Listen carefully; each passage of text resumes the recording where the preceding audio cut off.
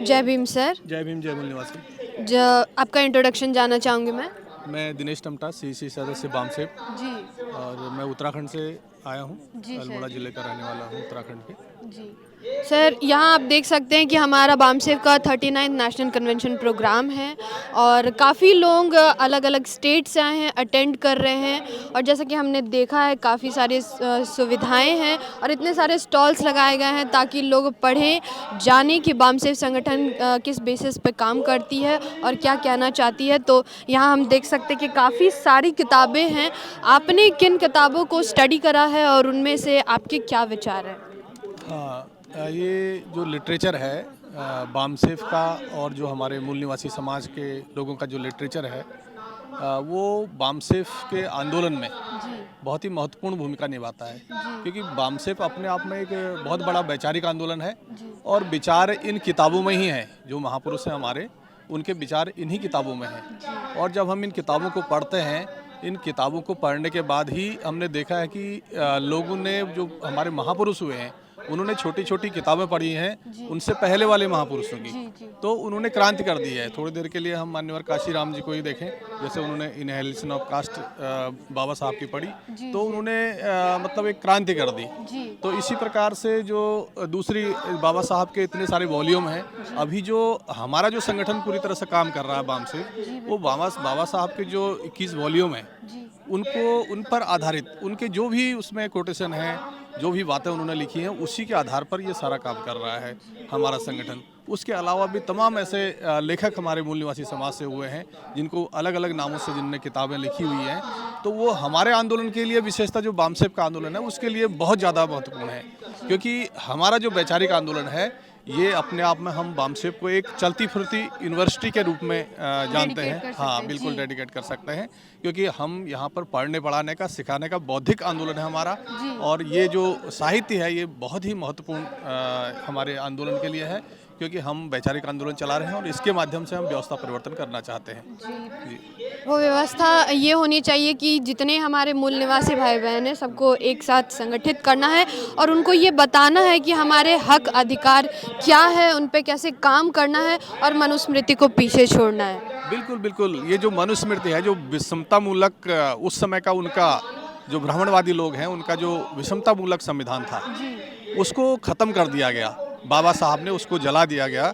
बाबा साहब द्वारा उस मनुस्मृति को जला दिया गया, उसका दहन किया गया और भारत को एक समतामूलक देश के रूप में स्थापित करने के लिए भारत का संविधान यहाँ पर बनाया गया, उसको लागू करवाया गया। तो जो अगर हम भारत के संविधान को देखते हैं तो उसमें जो समता, स्वतंत्रता, बंधुता, न्याय है, ये बहुत ही महत्वपूर्ण पॉइंट है। उसके प्रस्तावना में ही लिखी हुई है और उनको प्रस्तावना को समझना ही संविधान को समझना है। और जो बाबा साहब की पूरी आइडियोलॉजी है उस संविधान में प्रदर्शित होती है और वही हमारे देश को आगे ले जा सकती है। मैं इस बात को बड़े गर्व से कह सकता हूँ कि जब भारत में संविधान लागू हुआ तो उसके बाद देश ने निरंतर प्रगति करी है, कभी किसी के गुलाम नहीं रहा है। और जब तक संविधान जिंदा रहेगा, ये देश अव्वल आगे बढ़ता रहेगा। तो मैं कुछ जो बाबा साहब के जो विचार है, जो आपने पढ़ा है, मैं वो जानना चाहूँगी और आप हमारे दर्शकों को बताइए कि आपने क्या सीखा है और मतलब जो पढ़ा है उनके कुछ जो विचार है, कुछ मूल विचार है, वो आप शेयर कीजिए। जैसे आप मीडिया में काम कर रहे हैं, तो मैं सबसे पहले MNT न्यूज़ नेटवर्क का भी धन्यवाद करता हूँ कि वो एक बामसेफ को एक प्लेटफॉर्म दे रहा है आगे बढ़ने के लिए, आंदोलन में उसको आगे बढ़ाने के लिए प्लेटफॉर्म दे रहा है MNT न्यूज़ नेटवर्क।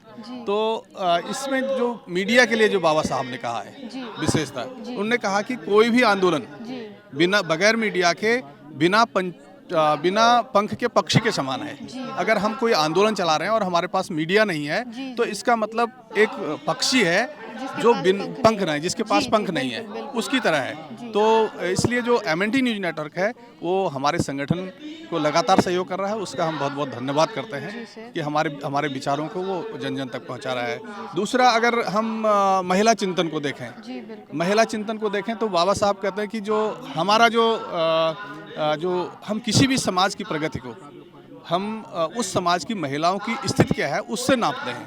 मतलब अगर महिलाएं उस समाज की आगे बढ़ी हैं तो इसका मतलब डेफिनेट है कि समाज आगे बढ़ा हुआ है। अगर महिलाओं की स्थिति सही नहीं है तो इसका मतलब ठीक नहीं है। महिलाओं के बारे में जैसे आंदोलन है, हमें बार बार हम इस बात को उनके कोट करते हैं कि भाई जो बाबा साहब के विचार हैं, जी जी बाबा साहब के विचार हैं, तो वो उनके हिसाब से, उनके आइडियोलॉजी के हिसाब से हम काम करना चाह रहे हैं। हम अपने संगठन में भी महिलाओं की भागीदारी बढ़ाना चाह रहे हैं, क्योंकि बाबा साहब ने कहा है कि अगर किसी भी आंदोलन में जी अगर महिलाओं की भागीदारी 50% हो जाती है, जी बिल्कुल तो जो आंदोलन का लक्ष्य है वो आधे समय में प्राप्त किया जा सकता है। तो इस तरह के उनके विचार हैं, और वो एक राष्ट्र निर्माता के रूप में हमारे मतलब देश के एक बहुत बड़े महापुरुष हैं, और उनका जो कद है वो केवल भारत में नहीं, विश्व में उनका एक बहुत बड़ा विख्यात, एक बहुत बड़ा कद है उनका। जी जी धन्यवाद सर, आपसे बात करके बहुत अच्छा लगा और आपके विचार हमारे दर्शक बहुत प्रभावित होंगे। MNT न्यूज़ नेटवर्क को सब्सक्राइब करें, लाइक और फॉलो करना ना भूलें। साथ ही बेल आइकॉन दबाकर जन जागृति की मुहिम में जुड़े रहें।